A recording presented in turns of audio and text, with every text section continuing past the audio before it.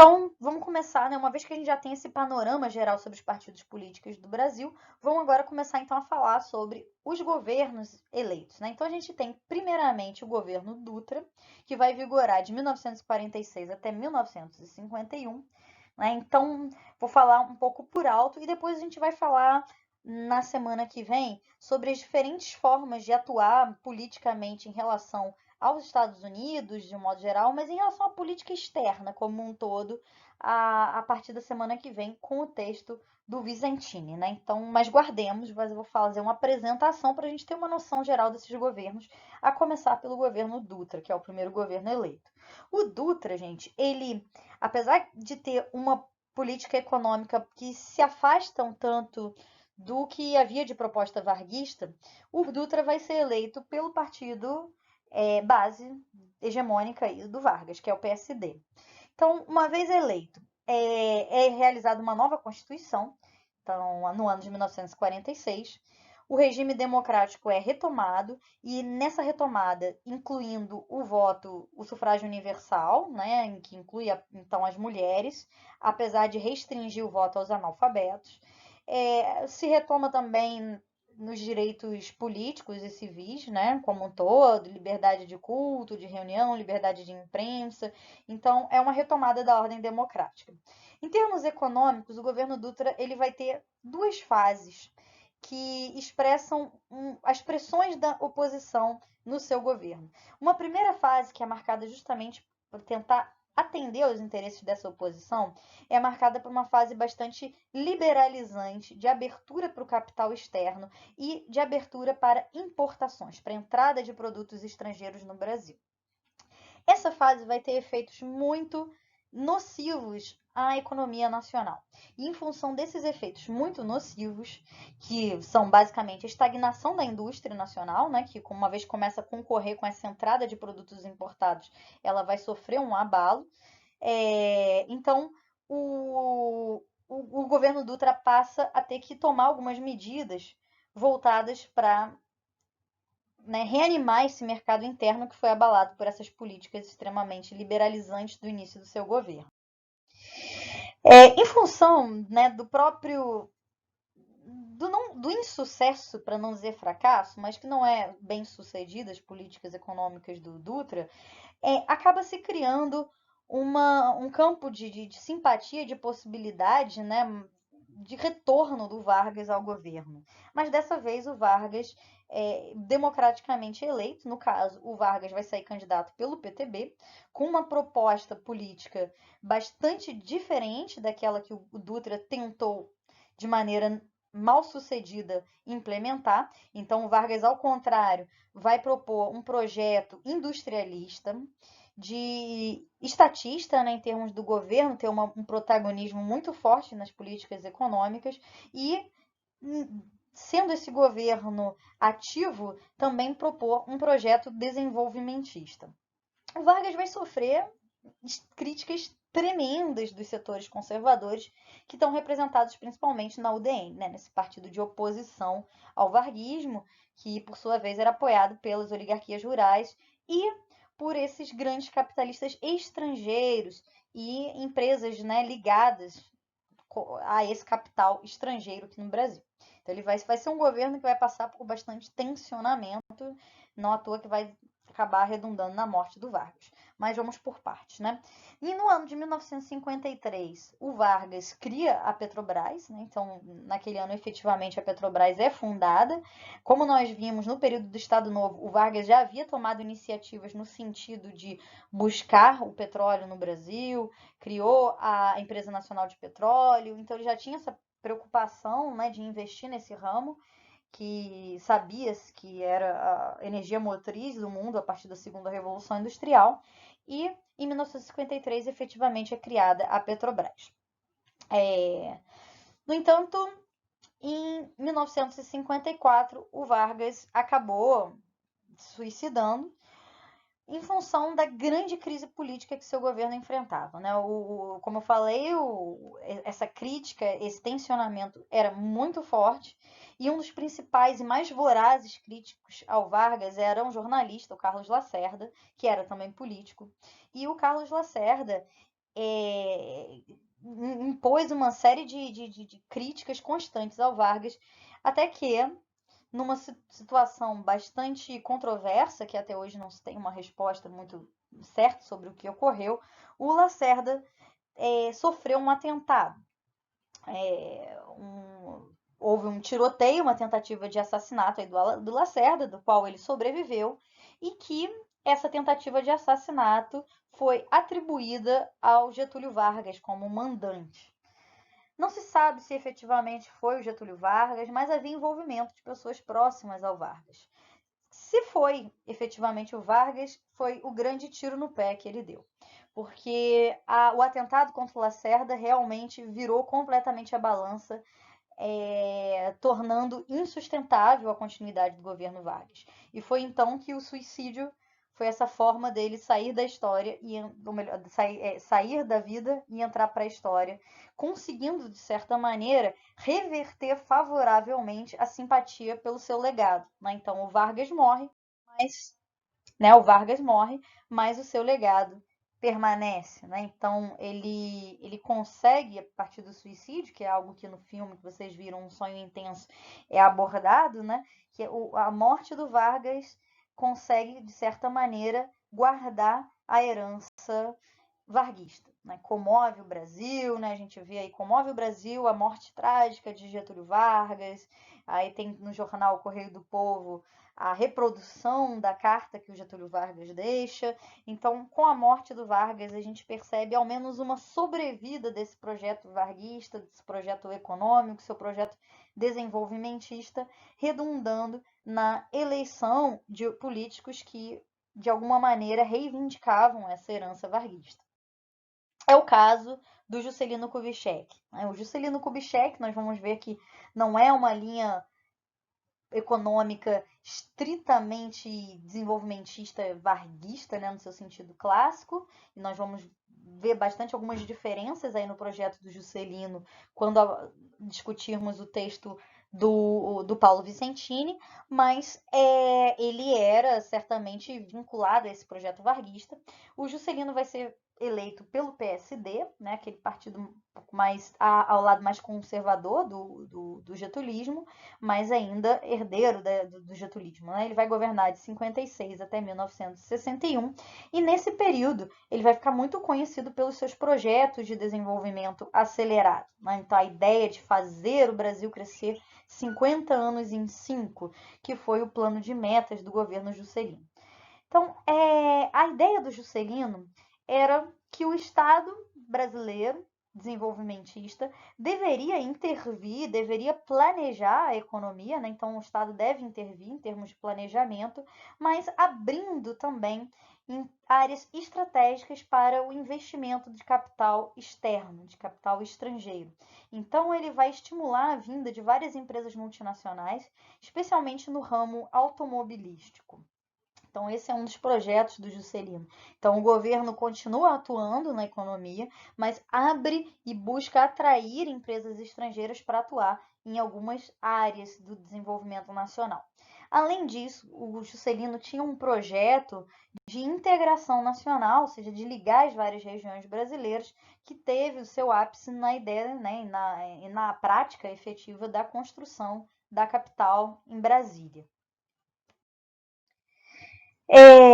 Como eu falei, um dos aspectos, uma das empresas, na verdade, dos ramos da economia que vai ser mais atraído pelo governo do Juscelino para atuar no Brasil é a indústria automobilística. Aqui eu reproduzi um gráfico, que ele não é dos melhores gráficos, mas ele mostra um tanto assim o crescimento em termos de produção de veículos automotores nesse curto intervalo de tempo, de 1957 até 1962.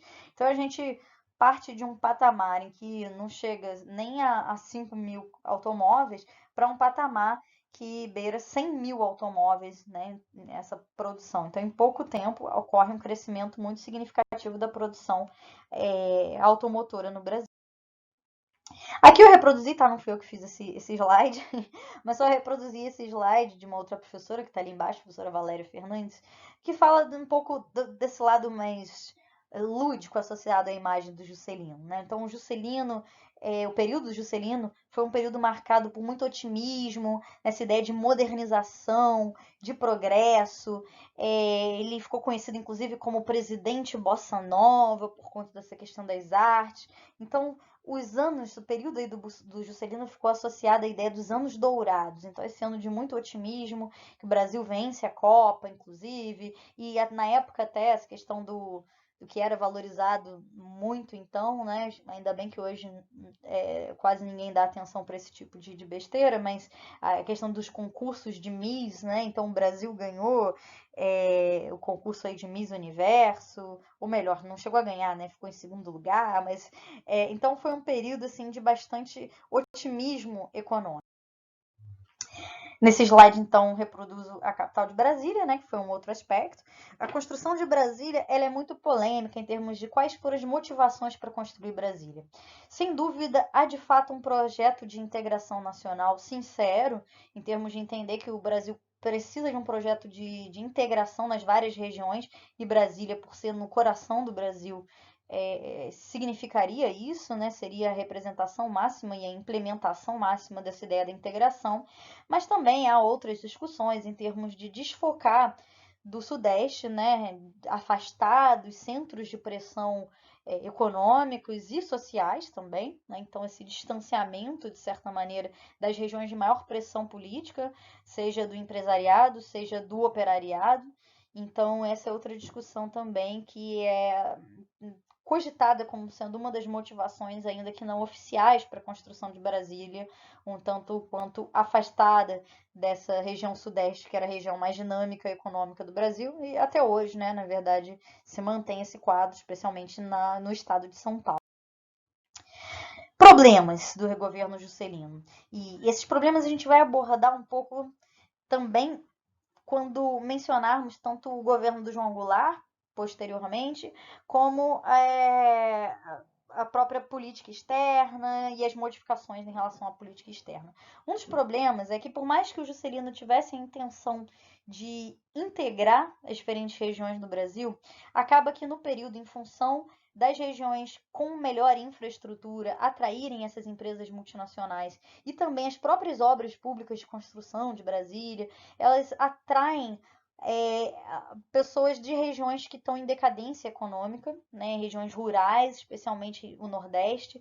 Então, essas várias regiões vão acabar sofrendo um processo de emigração, essas pessoas saem e vão para as regiões, né, buscar emprego nas indústrias crescentes, buscar emprego na construção civil, nesse processo de modernização, até porque se ele atrai empresas para o Brasil, essas empresas não se posicionam em qualquer lugar, né? Essas empresas acabam se concentrando na região que já era as regiões mais dinâmicas da economia, em função da sua melhor infraestrutura e capacidade de escoamento de mercadorias.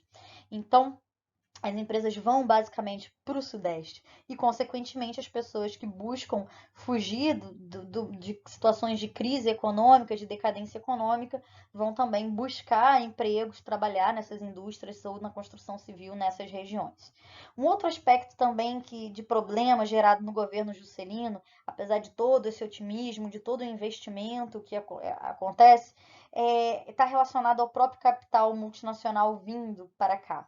Uma das formas de atrair as empresas para o Brasil foi com base em não limitar ou limitar de maneira muito insignificante o quanto de capital essas empresas poderiam remeter às suas sedes, né? Porque o que acontece? Uma empresa ela vem para um país e, lógico, ela vai querer lucrar nesse país e devolver uma parte desse lucro para suas sedes, ou seja, remeter para os seus países de origem. E o Juscelino, ele não controla o quanto de lucro vai poder ser remetido para esses países de origem. Então, essas empresas elas vão buscar lucrar bastante e remeter esse dinheiro de volta, né? A maioria dos países, em qualquer local, né, do mundo, eles impõem uma restrição em termos a essa remessa de capital para que justamente esse dinheiro seja reinvestido no próprio país. Então, a empresa não pode tirar tudo, mas ela vai acabar tendo que investir e crescer a própria empresa dentro do país, né, ou investir em outras áreas na própria região. Então, isso não foi feito. Outro aspecto também que é associado a problemas do período juscelino foi o abandono do investimento em ferrovias, né? A escolha pela rodovia, o projeto rodoviário, que conforme os pesquisadores entrevistados lá no filme O Sonho Intenso já apontavam, já havia sido feita essa escolha pela via rodoviária já no período Vargas, mas aqui com o Juscelino, digamos, é a escolha definitiva, né? Então, ou quase definitiva, porque depois, no período da ditadura, a gente vai ter o total a destruição, aniquilamento da ferrovia, ou quase total, né? Da ferrovia no Brasil. Mas aqui já fica explícito o abandono do investimento ferroviário, que nunca mais é retomado e, na verdade, ele acaba sendo desfeito, né? Se desconstrói o pouco que se tinha. E por fim, e esse vai ser um dos grandes motivos para o abalo da base dessa herança getulista e que vai ser o que vai abrir a possibilidade para a eleição de um candidato que se afasta dessa herança, vai ser a questão da inflação, né? Então, no meio desse grande otimismo econômico, emite-se muito papel moeda, levando a um problema inflacionário significativo, e isso acaba enfraquecendo o PSD, enfraquecendo o PTB e abrindo margem para a eleição, né, de políticos que estão fora aí dessa herança varguista. E é então, nesse contexto, que se abre espaço para a eleição do Jânio Quadros, uma figura assim em todos os sentidos, né? Um figuraça, literalmente, né? Quem era o Jânio Quadros, né? O Jânio Quadros era um professor que vai se notorizar pela sua crítica à corrupção, pelo seu discurso moralista. Ele vai sair candidato por um partido com pouquíssima expressividade, que era o Partido Democrata Cristão, né? E ele vai ter o apoio da UDN, que é essa oposição ao getulismo. As bandeiras aí do Jânio Quadros, né? O Jânio Quadros, ele, como eu falei, ele vai ter, inclusive por símbolo, uma vassourinha. O discurso, né, o lema aí da campanha dele é que ele ia varrer para fora do Brasil a corrupção. Então tem muito forte esse discurso anticorrupção associado ao PSD, associado ao PTB, associado a essa base varguista. E além disso, ele vai ter uma série de pautas no campo moral, né? Então ele defende uma pauta em termos de política interna extremamente conservadora, né, em termos econômicos e tudo, e do campo moral ele vai tomar algumas medidas bastante controversas e proibir o jogo de carta, proibir o uso de biquínis nas praias, né, uma coisa assim bem curiosa. No entanto, em relação à política externa, ele vai ter uma política bastante diferente do que a UDN esperava, né? A gente vai ver isso com mais atenção ao tratar do texto do Paulo Vicentini, mas por enquanto, guardemos o seguinte, né? Enquanto a UDN desejava um alinhamento automático aos Estados Unidos, o Jânio Quadros vai defender uma política externa independente, não alinhada a nenhuma das potências em disputa no contexto da Guerra Fria, né? Então, nesse contexto do mundo bipolar dividido entre Estados Unidos e União Soviética, o Jânio Quadros acredita na necessidade de uma política externa que seja independente, que não se alinhe a nenhum dos dois. Isso vai gerar uma série de problemas para ele e, inclusive, vai ser a causa da queda do seu governo. Então, ele, em termos, né, do controle do problema econômico, a questão da inflação, ele não vai conseguir, né, mesmo tomando medidas que são consideradas conservadoras do campo econômico para limitar o crescimento inflacionário, ele não vai conseguir. E em função disso, ele vai ter muita crítica, né? Vai ter muito tensionamento político, não vai conseguir se alinhar com o Congresso. Então, ele tenta, como mecanismo para ampliar o seu poder, ampliar o poder do Executivo, ele tenta fazer uma jogada, né, de renunciar para voltar com mais poder, né? Voltar por cima, do tipo, por favor, não vá embora, volte. E por que ele achava que não iam deixar ele embora? Porque quem foi eleito para vice foi justamente o representante do PTB, o João Goulart. João Goulart, ele tinha sido ministro do Juscelino, né? E ele estava diretamente vinculado à herança varguista, ele tinha muito apoio sindical. O João Goulart era uma figura assim de centro-esquerda, bastante marcante aí no período e mal vista pela UDN. Então ele acreditava que a UDN iria apoiá-lo contra a subida do João Goulart ao poder e que, consequentemente, não deixaria ele renunciar, né? Pediria para ele, não renuncie. E com isso, ele sofreria menos tensão, né? Iria acalmar os ânimos dos grupos políticos que antes o apoiavam. No entanto, o tiro saiu pela culatra. Como eu falei aí, o símbolo dele, né, a vassourinha, temos aí a figura aí, a baita figura do Jânio Quadros segurando a vassourinha durante a campanha, né, então esse é o símbolo. Em relação à questão da política externa, a gente tem esse episódio que desencadeou a ira da UDN, né, que foi justamente quando o Jânio, em função dessa sua crença de que era necessário a independência no campo da política externa, ele chegou a condecorar com a medalha do Cruzeiro do Sul o Che Guevara. Então aí temos uma foto do Jânio ao lado do Che Guevara, o que fez com que a UDN definitivamente rompesse com o apoio dado ao Jânio até aquele período ali. E agora vamos falar então um pouquinho sobre o breve governo do João Goulart. Então, como é que se dá essa situação toda, né? Então, o Jânio Quadros renunciou e a sua renúncia foi acatada, né? No momento da renúncia, o João Goulart, também apelidado de Jango, ele não estava presente no Brasil. Ele estava numa missão, uma missão diplomática, estava na China, inclusive.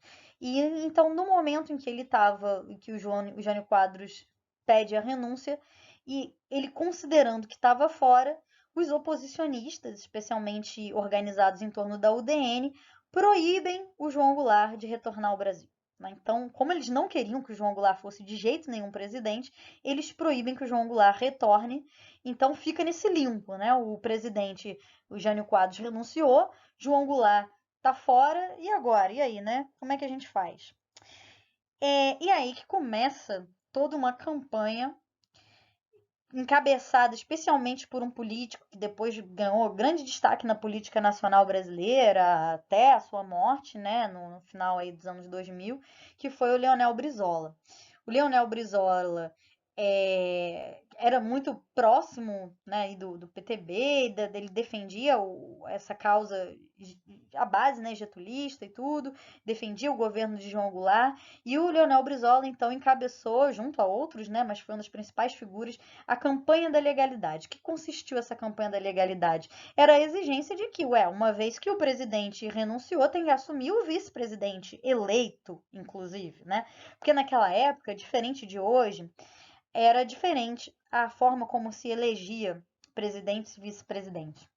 Hoje, o partido lança o candidato à presidência e o partido define também quem é o candidato, quem vai ser o seu vice-presidente caso ele, né, renuncie, caso aconteça qualquer eventualidade. Aquela época não. Aquela época se votava para ambos. Então você podia votar, por exemplo, no Jânio Quadros para presidente e votar no outro partido, que não era da aliança do Jânio Quadros, que era o PTB, e votar para o João Goulart. E o João Goulart foi eleito com larga vantagem, né, como vice-presidente. Então, João Goulart ele foi eleito vice-presidente, que muitos tinham simpatia pela figura do João Goulart, mesmo não tendo simpatia, agora eu esqueci qual foi o candidato, ele não era muito carismático, o candidato que saiu para a presidência pela aliança do PSD com o PTB na época, não me recordo agora. Então, o que acontece? Essa campanha da legalidade gerou um tensionamento muito forte. Consideram muitos que o Brasil esteve inclusive à beira de uma guerra civil, e foi então que foi feito um arranjo, um acordo com essas lideranças políticas que estavam à frente da campanha da legalidade, em que, ok, o Jango pode voltar para o Brasil, né? Ele pode assumir aí o governo. No entanto, ele vai ficar vai ficar uma figura meio que representativa, simbólica, né? Porque vamos organizar o Brasil com base num parlamentarismo. Então, o Jango começou a né, assume como presidente, mas não governa, né, porque você teve que submeter uma estrutura parlamentarista. E o Tancredo Neves, que era do PSDB, desculpem, o PSD, Tancredo Neves, não é o outro Neves aí não, tá? O outro que é do PSDB, por isso que rolou meu ato falho aqui, o Tancredo Neves do PSD assumiu a presidência, né, do Conselho de Ministros, então ele atuou como chefe aí do executivo. Nesse período, a questão econômica não continuou sem ser resolvida, a inflação só aumentava e os movimentos sociais cada vez mais se exaltavam com os problemas econômicos e políticos instaurados. E com isso, o João Goulart começou a mobilizar e conseguiu pressionar para que fosse feito um plebiscito. Esse plebiscito ele só aconteceu em 1963, ou seja, de 61 a 63, o João Goulart não estava efetivamente governando, né? Ele estava com uma figura quase que simbólica, mas ele conseguiu, com esse plebiscito, que as votações foram favoráveis a que ele assumisse efetivamente como presidente em exercício mesmo, como chefe de Estado e chefe de governo. Então ele começou, né, a partir daí retornou o presidencialismo no ano de 1963, ou seja, às vésperas do golpe. Assumindo então o governo, o João Goulart tentou diversas políticas para resolver o problema econômico que o Brasil estava enfrentando.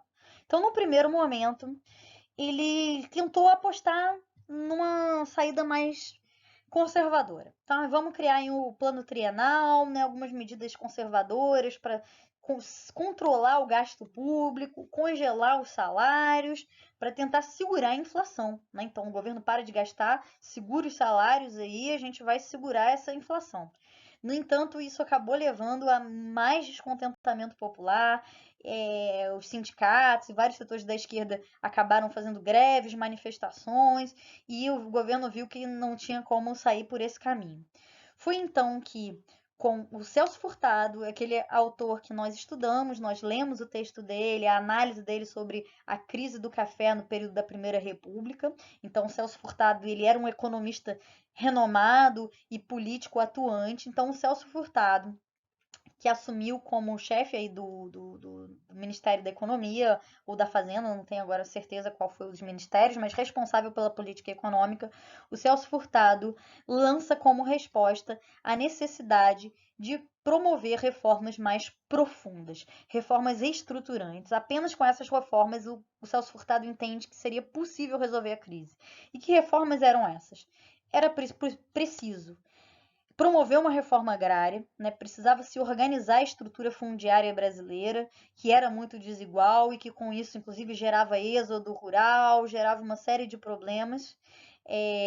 Era necessário também estatizar vários serviços públicos que, né, estavam mal executados, especialmente algumas áreas de interesse econômico, como as refinarias, né, de petróleo e tal, e a gente vai ver que grande parte desse processo de estatização, a gente vai ver no filme, que a gente vai trabalhar aí na nossa última semana da unidade, se dava também com base em várias empresas que eram empresas estrangeiras que estavam gerindo serviços públicos, mas que não cumpriram com as regras estabelecidas no contrato de prestação de serviço e que, portanto, elas estavam inadimplentes para com o governo brasileiro. Então, era em função disso que havia essa necessidade de estatizar alguns desses serviços públicos.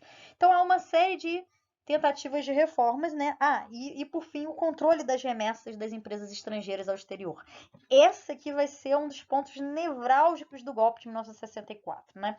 Então a gente vai ver que ele queria, com essas reformas, exigir que as empresas não enviassem tudo que elas lucrassem para as suas sedes. Isso vai dar um auê só que vocês vão ver. O filme é muito interessante, né? A gente vai ver como que isso fez com que os Estados Unidos resolvessem intervir diretamente aqui na política brasileira.